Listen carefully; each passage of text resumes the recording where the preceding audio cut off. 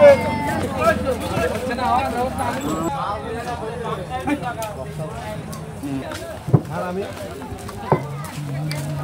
বাজারে এসে দেখলাম মোটামুটি ছোট গরুর চাহিদা বেশি।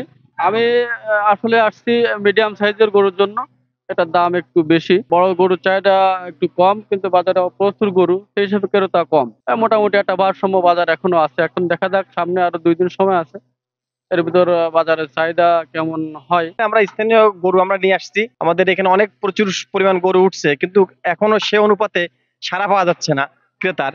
আশা করি দুপুরে পর বা আগামীকালকে এখনো সময় আছে, ক্রেতার সমাগম বাড়বে। ছোট গরুর চাহিদাগুলো অনেক বেশি দেখা যাচ্ছে এখন এই বছরে। না, লোকসান এখন আসলে বলা যাচ্ছে না, লোকসান এখনো মানে সময় তো হাতে আছে এখনো। অস্থায়ী হাট হিসেবে এলাকার সুবিধার্থে, এলাকার চাষিদের অনুরোধে চাষিরাই এই হাটের মূল আয়োজন করছে।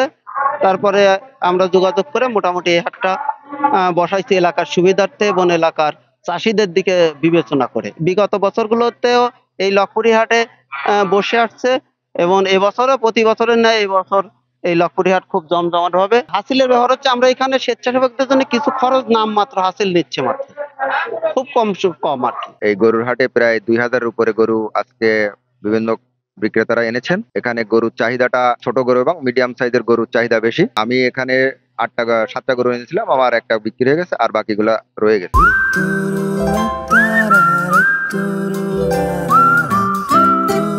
3টে গরু আনিলাম আজকে হাটে।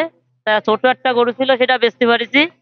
আর বড় গরু 2টো আছে, সে 2টো বেচতে পারতেছি না আমরা। বড় গরুর কোনো কাস্টমার আসেনি। পাবলিক ফেস্টিভ্যালে আমরা বাগেরহাট জেলা পুলিশ বিশেষ নিরাপত্তা ব্যবস্থা নিয়ে থাকি। ঈদুল আজহাতে আমরা বিশেষ নিরাপত্তা ব্যবস্থা নিয়েছি। আপনাদের জানা আছে যে এবার বাগেরহাটে গরুর হাট 33টা বসছে, স্থায়ী 17টা, অস্থায়ী 16টা। তো গরুর হাটের নিরাপত্তায় আমরা প্রত্যেকটা হাটেই আমাদের পিকেট পার্টি থাকবে, টহল পার্টি থাকবে।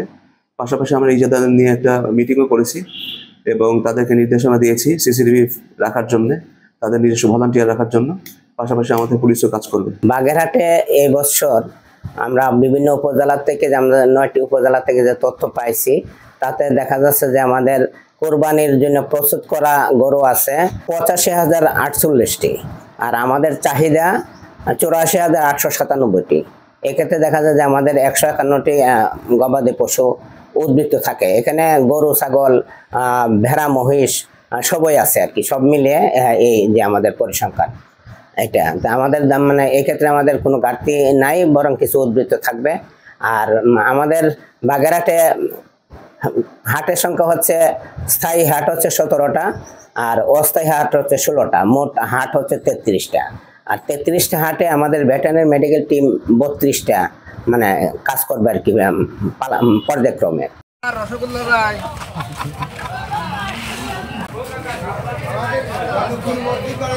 এই